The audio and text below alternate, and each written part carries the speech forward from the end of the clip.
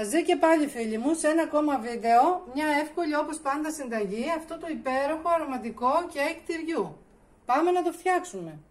Τα υλικά μας είναι μισή κούπα ηλιέλαιο, μία κούπα κασέρι ή διάφορα τυριά ό,τι θέλετε, γύρω στα 200 γραμμάρια, 4 αυγά, μισό ποτήρι γάλα, μια μισή κούπα αλεύρι για όλες τις χρήσεις, ένα μπέικιν 20 γραμμάρια, μισό κουταλάκι του γλυκού αλάτι εάν τα τυριά σας δεν είναι αλμυρά και μισό κουταλάκι του γλυκού ξερό δυόσμο. Σε μία κούπα ρίχνουμε και χτυπάμε τα αυγά. Ρίχνουμε το ηλιέλαιο, τα υγρά πρώτα, το γάλα, το αλάτι, το δυόσμο. Ρίχνουμε και το κασέρι ή ό,τι τυρί θέλετε ή ανάμιξη τυριών, μία κούπα, το μπέικιν.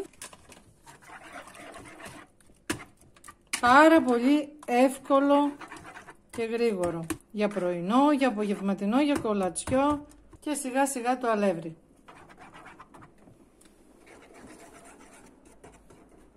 Έτοιμο το μείγμα, θα γίνει πολύ αρωματικό με το δυόσμο, είναι το βασικό υλικό. Το βάζουμε σε μια φόρμα του κέικ, μιας χρήσεως. Ψήνουμε σε προθερμασμένο φούρνο στους 180 βαθμούς για μισή ώρα και 1 τέταρτο. Έχει ψηθεί τέλεια, για να δούμε.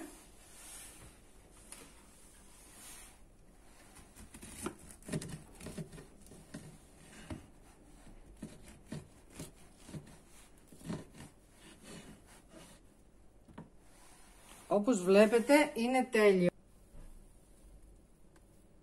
Την άλλη εβδομάδα πάλι μαζί. Γεια σας!